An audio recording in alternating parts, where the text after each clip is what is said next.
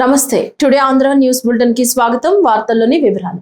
ప్రజల భద్రత, పర్యావరణ పరిరక్షణలో ఎట్టి పరిస్థితుల్లోనూ రాజీ ఉండదని ముఖ్యమంత్రి ఎన్ చంద్రబాబు నాయుడు స్పష్టం చేశారు. పరిశ్రమల అభివృద్ధి కోసం అనుమతుల ప్రక్రియను సరళీకరించాలని, థర్డ్ పార్టీ తనిఖీలకు ప్రాధాన్యం ఇవ్వాలని అధికారులకు సూచించారు. డీరెగ్యులేషన్ ఫేజ్ 2 పై సమీక్షలో భాగంగా నిబంధనల్ని భారీగా తగ్గించి పర్మిషన్లు సింగిల్ డిజిట్ కు పరిమితం చేయాలని ఆదేశించారు. మే నెలాఖరులోగా ఫేజ్ 2 అమలు చేయాలని, ఫేజ్ 3లో టెక్నాలజీ, ఏఐ వినియోగాన్ని పెంచాలని సూచించారు.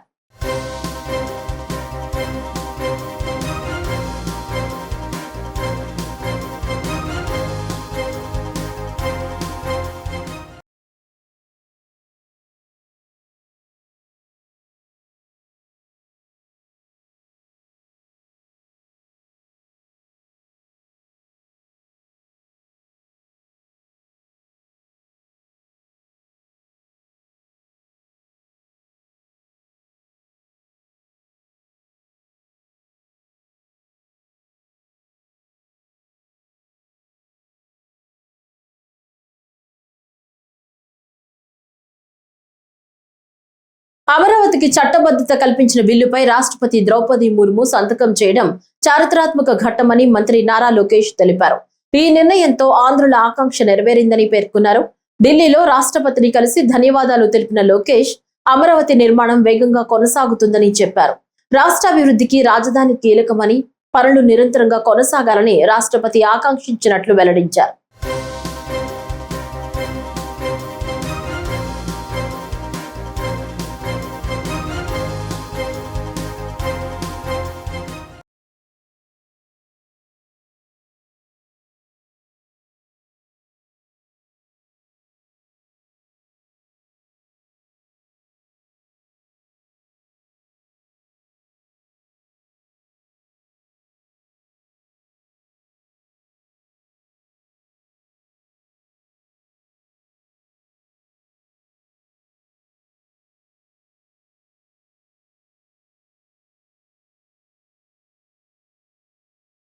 ప్రపంచ క్వాంటమ్ డే పురస్కరించుకుని దేశ చరిత్రలో ఓ కీలక ఘట్టానికి ఆంధ్రప్రదేశ్ వేదిక కానుంది.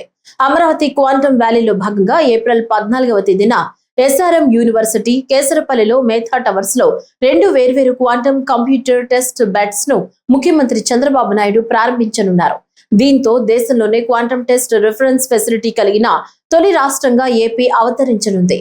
దేశీయంగా తయారైన ఈ క్వాంటమ్ రిఫరెన్స్ టెస్ట్ ఫెసిలిటీతో క్వాంటమ్ కంప్యూటర్ హార్డ్వేర్ ను పరీక్షించి సర్టిఫై చేసే సామర్థ్యం అమరావతి క్వాంటమ్ వ్యాలీకి రానుంది.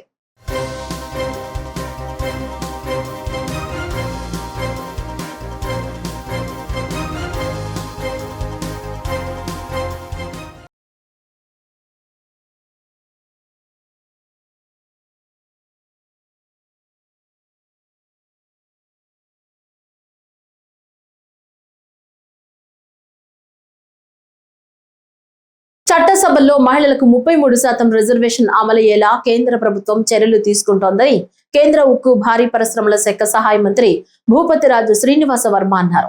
పశ్చిమ గోదావరి జిల్లా భీమవరంలో మంత్రి మీడియాతో మాట్లాడుతూ మహిళా రిజర్వేషన్ బిల్లుకు అందరూ మద్దతు తెలపాలన్నారు. పశ్చిమ గోదావరి జిల్లా మీదుగా కొత్త రైళ్ల ఏర్పాటుతో పాటు ప్రస్తుతం నడుస్తున్న రైళ్లకు హాల్టులు ఏర్పాటు చేసేందుకు చర్యలు చేపడుతున్నామన్నారు.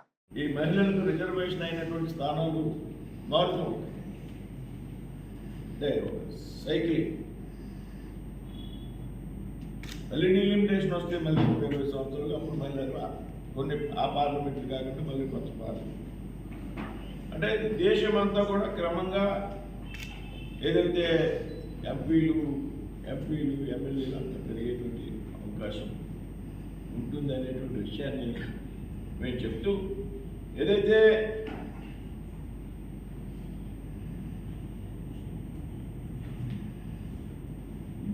డీలిమిటేషన్ ఉన్నదని చెప్తా ఉన్నాము. ఈ డీలిమిటేషన్ అనంతరం ఎన్ని స్థానాలు అయితే ఉన్నాయో అన్ని స్థానాల్లోకి 33% కేవలం మహిళలు మాత్రమే ప్రజాప్రతినిధులకు ఎన్నికయ్యి చట్టసభల్లో అడుగు పెడతారు అనేటువంటి ఒక చారిత్రాత్మక బిల్లు రేపు జరగబోయేటువంటి 16, 17, 18 తేదీలో దేశంలో ఉన్నటువంటి అత్యున్నత సమావేశాల యొక్క చట్టసభల యొక్క ప్రత్యేక సమావేశాలు పెట్టి ఈ బిల్లుని ఆమోదించబోతున్నందుకు అన్ని ఎన్డీఏ తరఫున సంతోషాన్ని వ్యక్తం చేస్తున్నాం. అలాగే Challapalli to Anakapalli express, Tirupati Narasapuram special train ఉండేది, అది రెగ్యులరైజ్ చేస్తున్నాం. అలాగే Kakinada to Lingampalli special train, దాని regular. Charlapalli Anakapalli, Charlapalli Narasapuram, Kakinada town Mysore express, Charlapalli Bhubaneswar new express, Kakinada town to Hisar express. ఈ కొన్ని తాడేపల్లిగూడెంలో, తణుకుల్లో, ఆకివీడులో, భీమవరంలో దీనికి సంబంధించి హాల్స్ ఉంటాయి. గోదావరి పుష్కరాల నేపథ్యంలో ముందస్తుగా పరిసర ప్రాంతాల ఆలయాల పునర్నిర్మాణం, అభివృద్ధి పనులు చేపడుతున్నట్లు రాష్ట్ర దేవాదాయ ధర్మాదాయ శాఖ మంత్రి ఆనం రామనారాయణ రెడ్డి తెలిపారు. రాజమహేంద్రవరంలో దేవాదాయ శాఖ ఆధ్వర్యంలో ఫేజ్ 1 కింద 9,55,00,000 రూపాయల వ్యయంతో చేపట్టనున్న పలు అభివృద్ధి పనులకు పార్లమెంట్ సభ్యురాలు దగ్గుపాటి పురంధేశ్వరి, శాసనసభ్యుడు ఆదిరెడ్డి శ్రీనివాస్ తో కలిసి ఆదివారం మంత్రి శంకుస్థాపన, భూమి పూజ చేశారు. అనంతరం ఆయన మీడియాతో మాట్లాడుతూ పుష్కరాల నిర్వహణపై ఇప్పటి వరకు 3 రాష్ట్ర స్థాయి సమావేశాలు నిర్వహించామన్నారు. ఇవాళ మనం రాజమండ్రి ఈ యొక్క నగరంలో దాదాపు 9,55,00,000 రూపాయలతో 6 పనులకి శ్రీకారం చుట్టాం, శంకుస్థాపన చేయడం జరిగింది. ఈరోజు పార్లమెంటు సభ్యులు, జిల్లా మంత్రివర్యులు, జిల్లా ఎమ్మెల్సీలు, స్థానిక ఎమ్మెల్యే అందరం కలిసి ఈ కార్యక్రమంలో పాల్గొంటూ ఉన్నాం. ఇది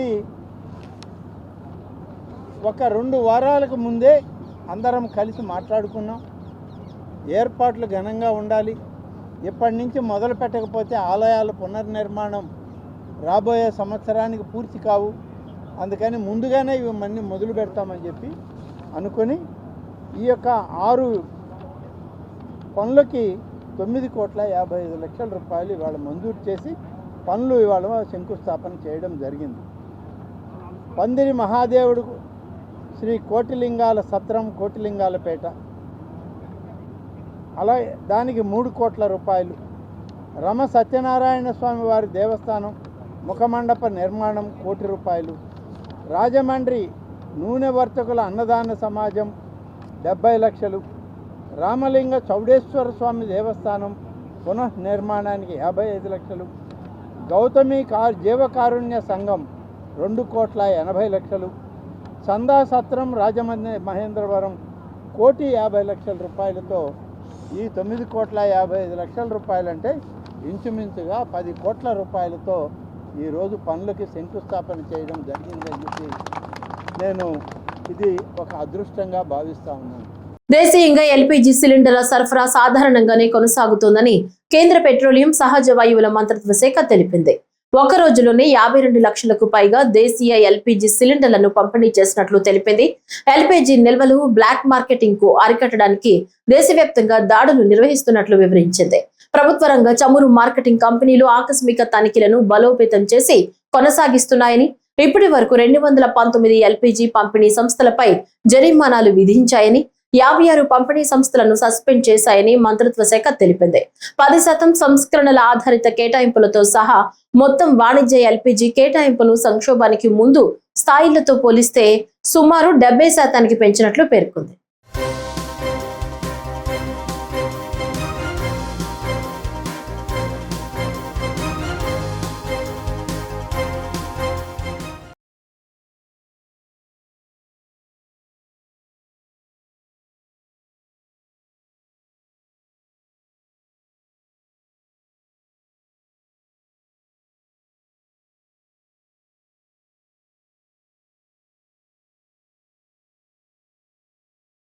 ప్రధానమంత్రి గతిశక్తి జాతీయ మాస్టర్ ప్లాన్ కింద 2025-26లో 1.53 లక్షల కోట్ల రూపాయలకు పైగా పెట్టుబడితో 6,000 కిలోమీటర్లకు పైగా రైల్వే నెట్వర్క్ ను భారతీయ రైల్వే విస్తరిస్తోంది.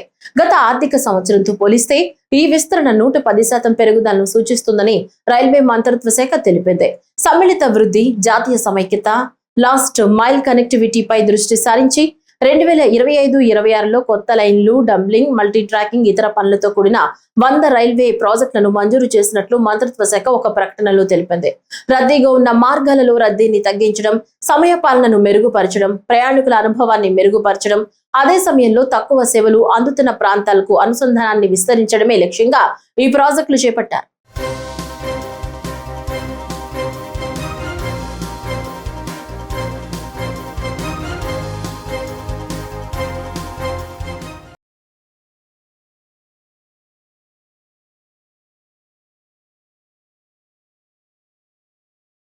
నారీ శక్తికి మరింత బలం చేకూర్చే దిశగా కేంద్ర ప్రభుత్వం తీసుకొచ్చిన నారీ శక్తి వందన్ అధినియం దేశ రాజకీయ చరిత్రలో ఒక కీలక మైలురాయిగా నిలుస్తోంది.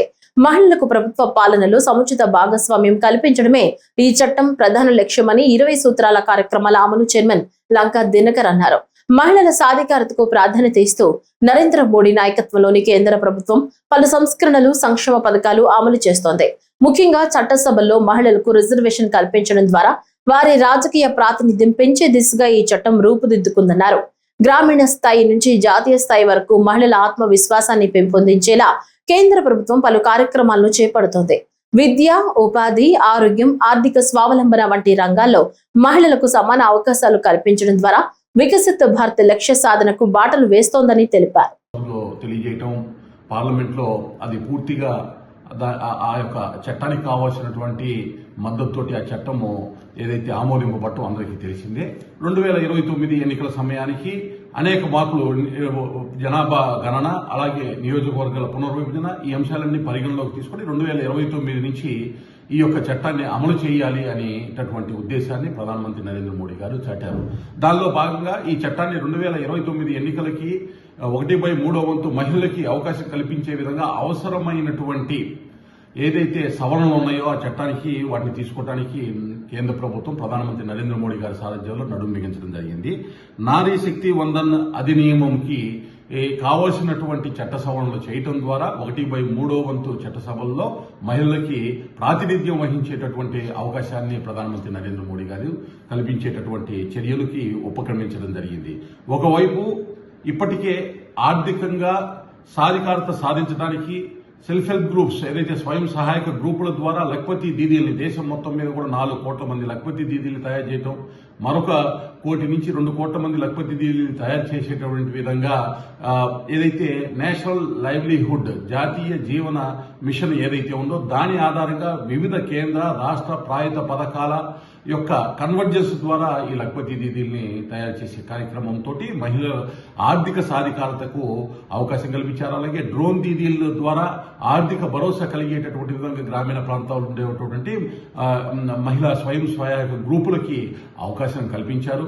దేశవ్యాప్తంగా ఏదైతే 2014లో వారు ప్రధానమంత్రిగా బాధ్యతలు స్వీకరించిన తర్వాత 12 కోట్ల, ఇప్పటి వరకు 12 కోట్ల మరుగుదొడ్లను ఏదైతే నిర్మించడం ద్వారా మహిళల ఆత్మగౌరవం, అంతకుముందు ఉన్నటువంటి ఇబ్బంది ఏదైతే ఉందో దాన్ని తొలగించి మహిళల ఆత్మగౌరవాన్ని నిలిపేటటువంటి విధంగా ఆయన కృషి చేశారు. 3,50,000కు పైగా కమ్యూనిటీ టాయిలెట్స్ ని కూడా నిర్మించడం జరిగింది.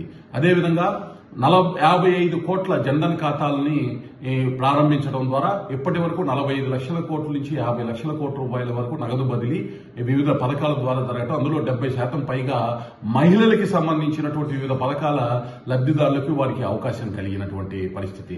అలాగే పీఎం ఆవాస్ యోజన ద్వారా ఇప్పటి వరకు 4 కోట్ల గృహాలని నిర్మిస్తే 75% గృహాలని మహిళలకు వారి పేరు మీద ఆస్తిని రిజిస్ట్రేషన్ ప్రత్యక్షంగా పరోక్షంగా జరిగే విధంగా దానికి కార్యాచరణ తీసుకోవటం. జల్ జీవన్ మిషన్ ద్వారా దేశంలో ఉన్నటువంటి 19,70,00,000 గ్రామీణ గృహాలకి సురక్షిత త్రాగునీరు కుళాయి ద్వారా అందించాలి అనేటటువంటి ఉద్దేశంతో ఆగస్టు 15, 2019 చేపట్టినటువంటి కార్యక్రమం నేటికి 12,70,00,000 గృహాల వరకు ఆ యొక్క కుళాయి కలెక్షన్లు ఇవ్వటం ద్వారా మహిళలకి దేశంలో మొత్తం కూడా 5,50,00,000 పని గంటల్ని ప్రతిరోజు కూడా వారిని దాని నుంచి సేవ్ చేయడం జరిగింది.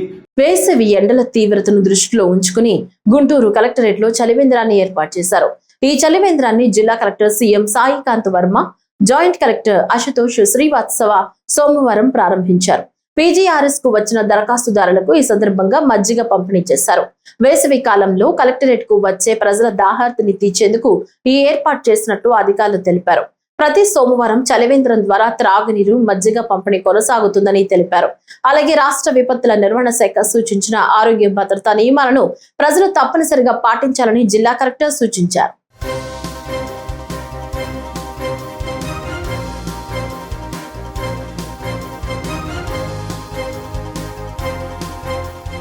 కడప నగరంలో రైల్వే అండర్ బ్రిడ్జ్ నిర్మాణం పూర్తి చేయాలంటూ ప్రజలు చేపట్టిన పోస్ట్ కార్డు ఉద్యమానికి అపూర్వ స్పందన లభించింది. సమస్యను ప్రభుత్వం పట్టించుకోకపోతే ఆందోళనను మరింత ఉధృతం చేస్తామని ఉద్యమ నాయకులు హెచ్చరిస్తున్నారు. ఎర్రముక్కపల్లి విశ్వనాథపురం మధ్య నిర్మాణంలో ఉన్న రైల్వే అండర్ బ్రిడ్జ్ ని తక్షణమే పూర్తి చేయాలని డిమాండ్ చేస్తూ రైల్వే అండర్ బ్రిడ్జ్ సాధన కమిటీ ఆధ్వర్యంలో సోమవారం ముఖ్యమంత్రికి పోస్ట్ కార్డు ఉద్యమాన్ని ప్రారంభించారు. ఈ సందర్భంగా కమిటీ కన్వీనర్లు రామకృష్ణారెడ్డి, రామమోహన్ మాట్లాడుతూ గత 2 సంవత్సరాలుగా బ్రిడ్జి నిర్మాణాన్ని పూర్తి చేయాలని పలుమార్లు విజ్ఞప్తి చేసినా ఎటువంటి స్పందన లభించలేదని ఆవేదన వ్యక్తం చేశారు. దీంతో నిరసనగా పోస్ట్ కార్డు ఉద్యమాన్ని చేపట్టినట్లు తెలిపారు. బ్రిడ్జి నిర్మాణం ఆలస్యం కావడంతో ప్రజలు తీవ్ర ఇబ్బందులు పడుతున్నారని, ముఖ్యంగా అత్యవసర పరిస్థితులు కూడా ప్రయాణం కష్టంగా మారిందని పేర్కొన్నారు. శవాలను తీసుకువెళ్లడానికే ఇబ్బందులు ఎదురవుతున్నాయని ఆవేదన వ్యక్తం చేశారు.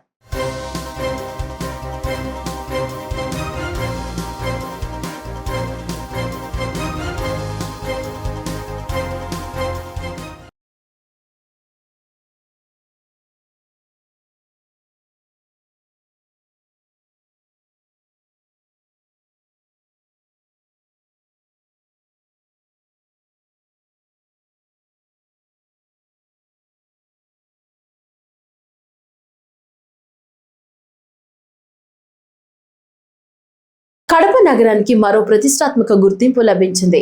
కడప నగరంలోని ఇంటర్నేషనల్ ఢిల్లీ పబ్లిక్ స్కూల్ జాతీయ స్థాయిలో ఉత్తమ పాఠశాల అవార్డును సొంతం చేసుకుంది. నేషనల్ ప్రైవేట్ విద్యా సంస్థల అసోసియేషన్, న్యూఢిల్లీ మరియు ఎడు మిర్రర్ సంస్థల సంయుక్త ఆధ్వర్యంలో దేశవ్యాప్తంగా నిర్వహించిన ఎంపికలో 50 ఉత్తమ విద్యా సంస్థల్లో కడప నగరంలోని ఇంటర్నేషనల్ ఢిల్లీ పబ్లిక్ స్కూల్ ఎంపికైంది. బెంగళూరులోని రమదా హోటల్లో జరిగిన కార్యక్రమంలో పాఠశాల డైరెక్టర్ ఎం వివేకానంద రెడ్డి ఈ ప్రతిష్టాత్మక అవార్డును స్వీకరించారు. ఈ సందర్భంగా ఆయన మాట్లాడుతూ ఈ అవార్డును ఉపాధ్యాయులు, విద్యార్థులు, తల్లిదండ్రులకి అంకితం చేస్తున్నట్లు తెలిపారు. వైఎస్ఆర్ కడప జిల్లాకు జాతీయ స్థాయిలో గుర్తింపు రావడం గర్వకారణమన్నారు. విద్యార్థుల్లో సంస్కారం, క్రమశిక్షణ, పట్టుదల పెంపొందించే దిశగా పాఠశాల ముందుకు సాగుతుందని పేర్కొన్నారు. తర్వాత పాఠశాలలో ప్రిన్సిపల్ హరికృష్ణ, సిబ్బంది డైరెక్టర్ను పూలమాలలు, సెలవులతో ఘనంగా సత్కరించారు. Thank you very much, National School Awards Committee, who has selected me, and we are so proud of us, International Delhi Public School.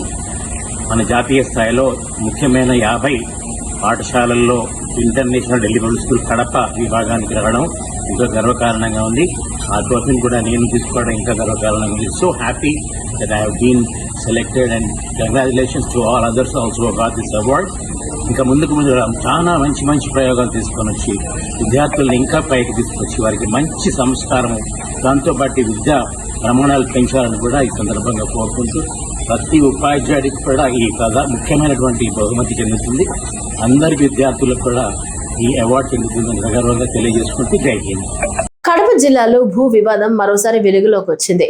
దానం చేసిన భూమిపై కళాశాల నిర్మాణం జరగకపోవడంతో గ్రామస్తులు జిల్లా కలెక్టర్ను ఆశ్రయించారు. కమలాపురం మండలం కె అప్పాయపల్లి గ్రామస్తులు కలెక్టర్ కు వినతి పత్రాన్ని సమర్పించారు.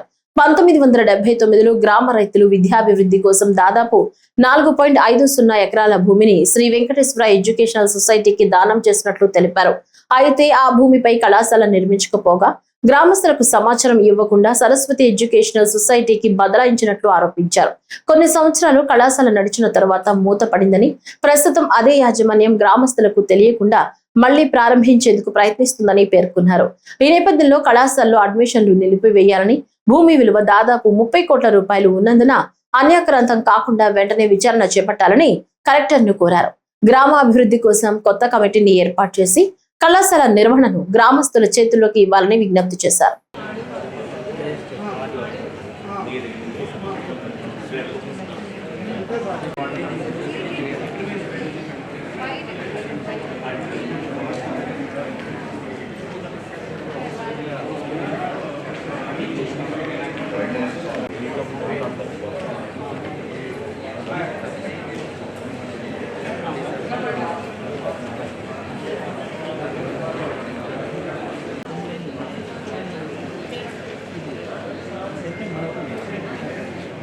కడప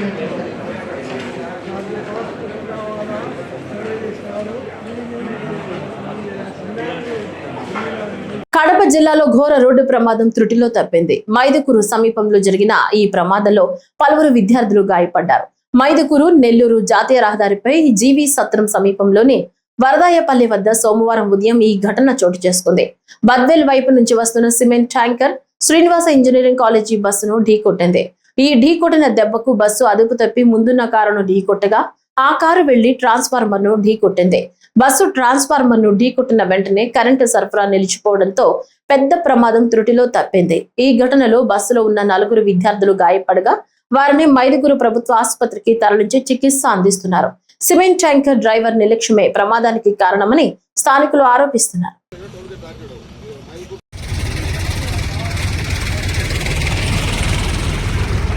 సాయి రాజేశ్వరి అనుకున్నా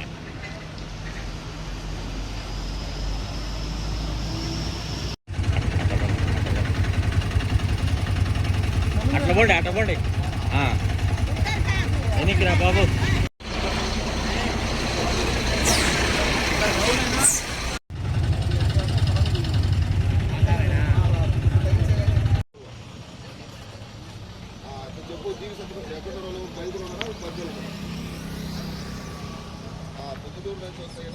దాటిన తర్వాత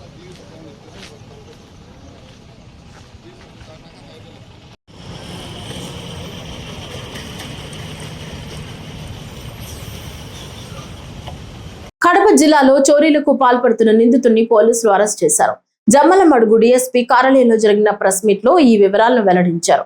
జమ్మలమడుగు డీఎస్పీ వెంకటేశ్వరరావు మాట్లాడుతూ తాళ్ల పొద్దుటూరు పోలీస్ స్టేషన్ పరిధిలో ఇళ్లలో వరుస దొంగతనాలకు పాల్పడుతున్న నిందితుడిని అరెస్టు చేసినట్లు తెలిపారు. ముద్దాయి అదే ప్రాంతంలో పలు ఇళ్లలో చోరీలకు పాల్పడినట్లు విచారణలో బయటపడిందన్నారు. విశ్వసనీయ సమాచారం మేరకు తాళ్ల పొద్దుటూరు బస్టాండ్ సమీపంలో పోలీసులు అతన్ని అదుపులోకి తీసుకున్నట్లు తెలిపారు. నిందితుని వద్ద నుంచి 2 జతల బంగారు కమ్మలు 1,10,000 నగదు స్వాధీనం చేసుకున్నట్లు వెల్లడించారు. నమస్కారం అండి. జమ్మలమడుగు లిమిట్స్లో తాళపొద్దుటూరు పోలీస్ స్టేషన్ లిమిట్స్లో ఈ నెల 8వ తారీఖున ఊరి చివర ఉన్న ఒక హౌస్లో దొంగతనం జరగడం జరిగింది. రాత్రి అంటే బై నైట్ వాళ్ళు ఇంట్లో ఇన్మేట్స్ ఆబ్సెంట్గా ఉన్నప్పుడు వాళ్ళ ఇంట్లో ₹1,00,000 డబ్బులు, తర్వాత చెవికమ్మలు అవి పోవటం జరిగింది. దాని మీద మా ఎస్ఐ గారు, తాళపొద్దుటూరు ఎస్ఐ గారు, కొండాపురం సిఐ రాజా వీళ్ళందరూ వాళ్ళ సిబ్బందితో ఆ సీన్ విజిట్ చేయడం జరిగింది. అక్కడ ఉన్న క్లూస్ ప్రకారంగా వాళ్ళు టెక్నికల్ అనాలిసిస్తో నంది మండలానికి సంబంధించిన గుంతకల్లో ఇంతకుముందు ఓల్డ్ అఫెండర్, ఇతని పేరు ముస్తూరు చంద్రశేఖర బాబు, 35 సంవత్సరాలు, బోయ కమ్యూనిటీ. ఇతను పెండ్లిమిరి మండలం, నంది మండలం విలేజ్. ఇతను చేసినట్టుగా ఇమ్మీడియట్గా విత్ ఇన్ నో టైం, అంటే మనం జరిగింది కూడా మన 9వ తారీఖు 8-9 తారీఖులోనే వెంటనే అతను ట్రేస్ చేయడం జరిగింది. అతని దగ్గర ఇంటాక్ట్ ప్రాపర్టీ ₹1,00,000 ప్లస్ ఆ చెవికమ్మలు సీజ్ చేయడం జరిగింది. ఇది 2 లక్షల ఖరీదు వర్త్. అదేవిధంగా 9వ తారీఖు దీనిలో భాగంగానే ఆ ముందనూరులో కూడా ఒక అఫెన్స్ చేయడం జరిగింది. దానికి సంబంధించిన ప్రాపర్టీని కూడా రికవర్ చేయడం జరిగింది. ఇతని మీద 9 కేసులు ఉన్నాయి గతంలో, ఓల్డ్ అఫెండర్. ఇతని మీద పీడీ యాక్ట్ కూడా పెట్టడానికి మేము నామ్స్ ప్రకారంగా చూసి పీడీ యాక్ట్ ప్రపోజల్ కూడా పంపిస్తాం. అయితే విత్ ఇన్ షార్ట్ టైంలో ఈ కేసుని డిటెక్ట్ చేసిన మరి కొండాపురం సిఐ రాజా మరియు ఎస్ఐ మంజునాథ్ రెడ్డికి ఎస్పీ గారు అభినందనలు తెలియజేశారు, మరియు రివార్డు కూడా ప్రకటించారు. ఎవరైనా సరే ఇమ్మీడియట్గా మా నిఘా కూడా పెంచడం జరుగుతుంది. ఇందులో భాగంగానే మేము అందరికీ చెప్పేది ఏంటంటే, సబ్ డివిజన్లో ఉన్న అందరికీ తాళాలు వేసుకొని వెళ్ళేటప్పుడు మాకు ఇన్ఫామ్ చేయండి. ఇన్ఫామ్ చేస్తే మేము రాత్రుల పూట వాళ్ళ ఇళ్ళని తిరగటానికి అవకాశం ఉంటుంది. అదేవిధంగా 2-3 రోజులు రాము అన్నప్పుడు వాళ్ళ ఇంట్లో విలువైన వస్తువులు పెట్టుకోకుండా ఏదైనా బ్యాంకు లాకర్లో పెట్టుకోవాల్సిందిగా మా సూచన. ఎందుకంటే పోయిన తర్వాత వాటిని మనము వెతుక్కునే కన్నా ముందుగానే జాగ్రత్తలు తీసుకోవాల్సిన అవసరం ఉంటుంది. అందువల్ల ఎవరైనా సరే ఊరు వెళ్ళేటప్పుడు, అంటే ఇంట్లో తాళాలు వేసి ఊరు వెళ్ళేటప్పుడు లోకల్ పోలీస్కి ఇన్ఫామ్ చేయవలసిందిగా అందరినీ కోరుతున్నాను. మాకు ఆ ఇల్లు తెలిస్తే మేము రాత్రుల పూట వాళ్ళ ఇళ్ళ మీద మేము కాన్సన్ట్రేట్ చేసి ఎవరైనా వస్తున్నారా లేదా అనేది చూసి మేము ఆ దొంగల్ని పట్టుకోవడానికి ప్రయత్నిస్తుంటాం. దాదాపుగా ఒక ప్రాపర్టీ మొత్తం రికవరీ అయింది. అతను ముద్దాయిని రిమాండ్ పంపిస్తూ. కడప నగరాన్ని స్వచ్ఛ నగరంగా తీర్చిదిద్దడమే లక్ష్యంగా నగరపాలక సంస్థ కమిషనర్ రాకేష్ చంద్ర దూకుడు పెంచారు. ఈ రోజు ఉదయం ఆయన నగరంలోని 12వ డివిజన్లో ఆకస్మిక తనిఖీలు చేపట్టారు. క్షేత్రస్థాయిలో పారిశుద్ధ పనులను స్వయంగా పర్యవేక్షించడమే కాకుండా స్వయంగా పారిశుద్ధ పనుల్లో పాల్గొని అందరికీ ఆదర్శంగా నిలిచారు. కడప నగరపాలక సంస్థ పరిధిలోని 12వ డివిజన్లో పారిశుద్ధ్య పరిస్థితులను మెరుగుపరిచేందుకు కమిషనర్ శ్రీ రాకేష్ చంద్ర గారు నేడు మార్నింగ్ విజిట్ నిర్వహించారు. ప్రధానంగా డివిజన్లో చెత్త ఎక్కువగా పేరుకుపోయే ప్రాంతాలను గుర్తించి వాటిని పూర్తిగా తొలగించేలా ప్రత్యేక చర్యలు చేపట్టారు. ఈ సందర్భంగా కమిషనర్ స్థానిక ప్రజలతో మాట్లాడుతూ రోడ్లపై చెత్త వేయడం వల్ల కలిగే అనారోగ్య సమస్యల గురించి వివరించారు. ఇంటి వద్దకే వచ్చే క్లాప్ ఆటోలను వినియోగించుకోవాలని, నగరాన్ని పరిశుభ్రంగా ఉంచడంలో ప్రతి ఒక్కరూ భాగస్వాములు కావాలని కోరారు. కమిషనర్ స్వయంగా పారిశుద్ధ్య పనుల్లో పాల్గొని పరిసరాలను శుభ్రం చేయించారు. చెత్తను తొలగించిన ప్రదేశాల్లో మళ్లీ చెత్త వేయకుండా ఉండేందుకు అక్కడే కమిషనర్ మొక్కల్ని నాటారు. అలాగే ఒక ఎగ్జాంపుల్గా ఉండటానికి మన 12/2 సచివాలయం తీసుకోవడం జరిగింది. మా సెక్రటరీ గారు అనిత గారు ఇక్కడుండి జీవీపీస్ గురించి చెప్పటం, అవి ఎలా ఎలిమినేట్ చేయాలో దానికి ఒక ప్రణాళిక తీసుకొని రావడానికి ఈరోజు ఈ కార్యక్రమం తీసుకోవడం జరిగింది. దాదాపుగా ఒక 1 కిలోమీటర్ స్ట్రెచ్లోనే ఒక 10 నుంచి 15 జీవీపీస్, అంటే మన డంప్ యార్డా ఇది మన రోడ్డా అనేది డౌట్ వచ్చే పరిస్థితి ఉంది. ఇప్పటికి కూడా మా ఎంహెచ్ఓ గారు, ఎస్ఐస్, మా సెక్రటరీ గారి సహకారంతో జీవీపీస్ అన్ని కంప్లీట్గా ఎలిమినేట్ చేయడం జరుగుతుంది. 1, 2 ఉన్నాయి, వాటిని కూడా ఎలిమినేట్ చేస్తాం. దానిలో భాగంగా ఇలా ఏవైతే జీవీపీస్ ఉంటాయో అక్కడ మొక్కలు నాటే కార్యక్రమం, తర్వాత కొన్ని దగ్గర ముగ్గులు వేసి చెత్త వేయరాదు అని, కొన్ని దగ్గర చెత్త వేయరాదు, వేస్తే జరిమానా విధించబడినని హెచ్చరిక బోర్డులు కూడా పెట్టి ప్రజల్లో ఒక అవగాహన, అంతేకాకుండా ఒక చైతన్యం తీసుకొని వచ్చి మేము దాదాపుగా 100 ఆటోలు, 100 సచివాలయాల పరిధిలో 100 ఆటోలు రోజు తిప్పుతున్నాము. మీరందరూ కూడా చెత్త రోడ్ల మీద వేయొద్దండి. ఎందుకు అని అంటే రోడ్ల మీద వేసినప్పుడు మనం వెళ్ళేప్పుడు వచ్చేప్పుడు చుట్టుపక్కల కుక్కలు, పందులు, వేరే వేరే రకరకాల ఇవన్నీ చూస్తూ ఉన్నప్పుడు మన పరిసరాలు బాగుంటే మన ఆరోగ్యం కూడా బాగుంటుంది. కాబట్టి మన పరిసరాలను మనం శుభ్రంగా ఉంచుకోవాల్సిన బాధ్యత మనది. పచ్చీరపల్లి ఈ చుట్టుపక్కల ఉన్న ఎవరు కూడా ఇది ఎలిమినేట్ చేసాము. దీన్ని మరలా జీవీపీలో కలిపేదానికి, చెత్త వేసేదానికి ఎవరు కూడా దయచేసి రావద్దు. ఈ మొక్క ఎక్కడైతే నాటి మేము హెచ్చరిక బోర్డు పెడతామో అది జీవీపీకి ఎలిమినేట్ చేయడం జరిగింది.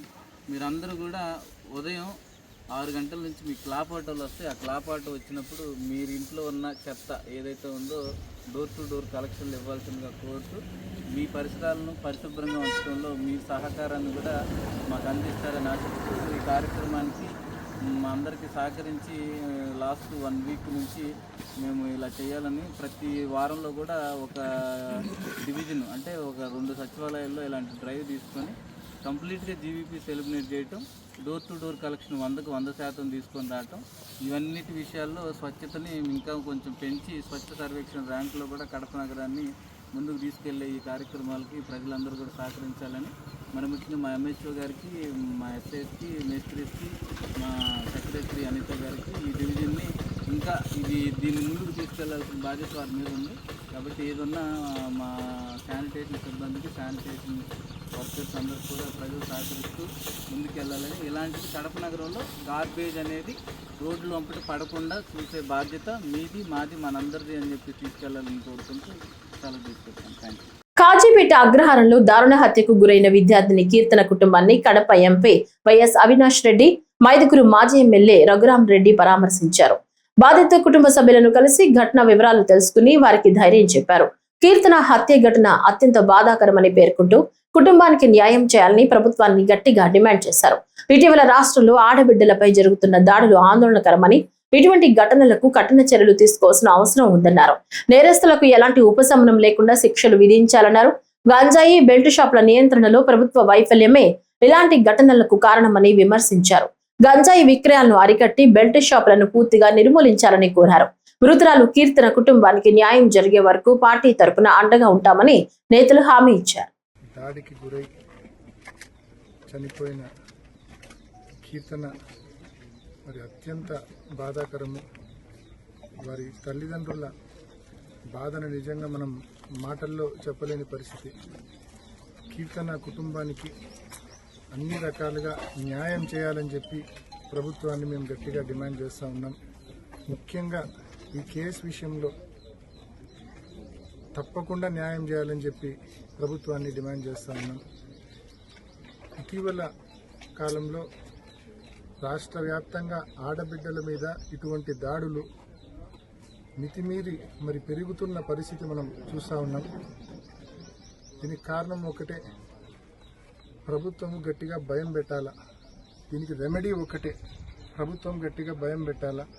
తీవ్రమైన చర్యలకు, కఠినమైన చర్యలకు ప్రభుత్వం వెనకాడకూడదు. ఎవరికైనా ఇటువంటి ఆలోచన రావాలన్నా కూడా భయపెట్టే విధంగా ప్రభుత్వం కఠినమైన చర్యలు చేపట్టాలని చెప్పి గట్టిగా డిమాండ్ చేస్తా ఉన్నాం. 2 సంవత్సరాలుగా మితిమీరి పెద్ద ఎత్తున మహిళలపైన దాడులు, ఆడబిడ్డల మీద దాడులు, పిల్లల మీద ఇటువంటి అఘాయిత్యాలు, ఇంటికొచ్చి గొంతు మీద మరి కత్తితో దాడి చేసి చంపడం అంటే మరి తప్పకుండా ప్రభుత్వం ఈ కుటుంబానికి న్యాయం చేయాలి. ఇటువంటి ఇన్సిడెంట్స్ రిపీటెడ్గా జరుగుతున్నాయి కాబట్టి సీరియస్గా ఈ గవర్నమెంట్ తీసుకొని కఠినమైన చర్యలు చేపట్టాలని చెప్పి కూడా గట్టిగా డిమాండ్ చేస్తూ, ముఖ్యంగా చిన్నతనం నుంచే బడుల్లో మెరుగైన విద్యతో పాటు మెరుగైన బుద్ధులు కూడా నేర్పించాలని చెప్పి విజ్ఞప్తి చేస్తూ ఉన్నా.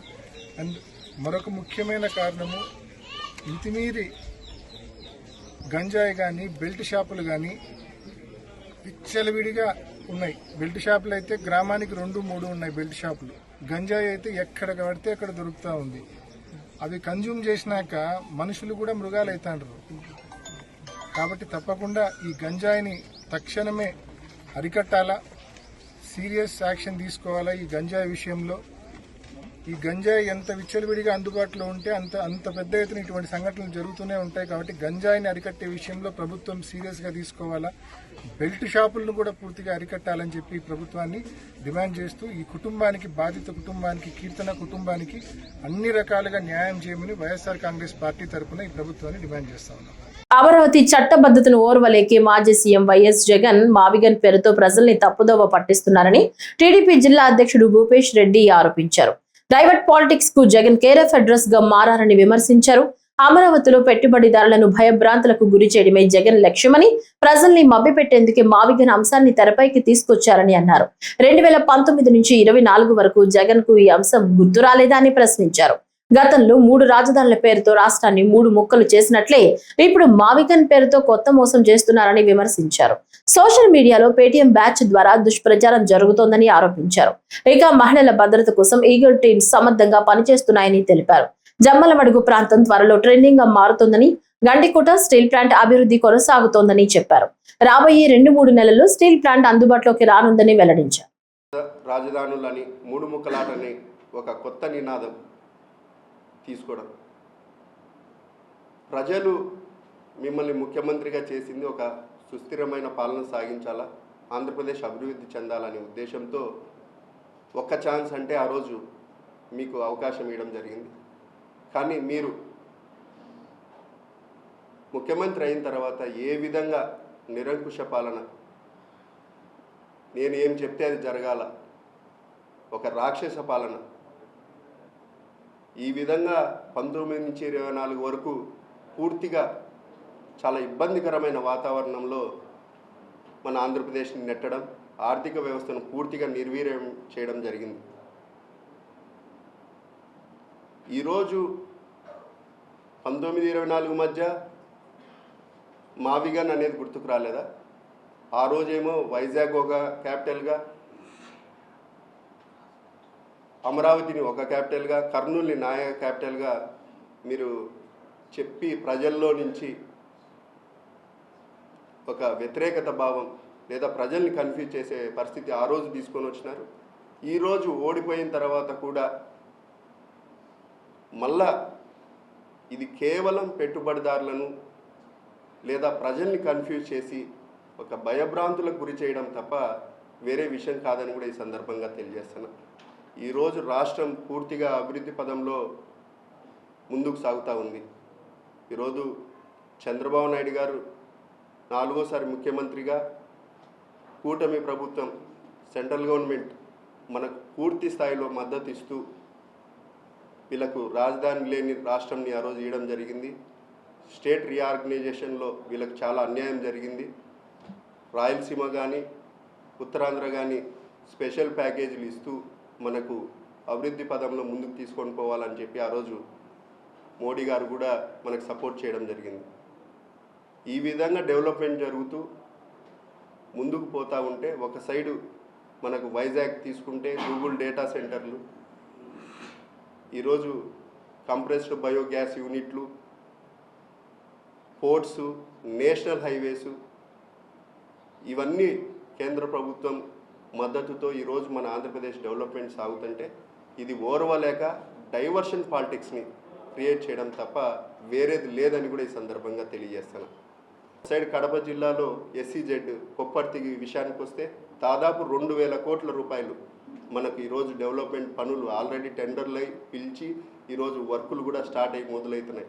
కాబట్టి ఒక సైడు కడప జిల్లాకు 1924 మధ్యలో గత ప్రభుత్వం అవినాష్ రెడ్డి గారు కానీ లేదా వాళ్ళ ఎమ్మెల్యేలు కానీ పూర్తిగా పట్టించుకోకుండా పోయినారు కడప జిల్లాని.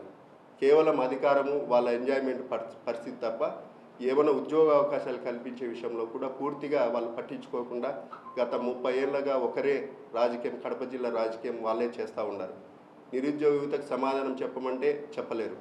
ఒక పులివెందల్ని ఏ విధంగా ఆదాయ వనరుగా మార్చుకున్నారు తప్ప అక్కడ కూడా డెవలప్మెంట్ అనేది పాడా నిధులు అని చెప్పినారు.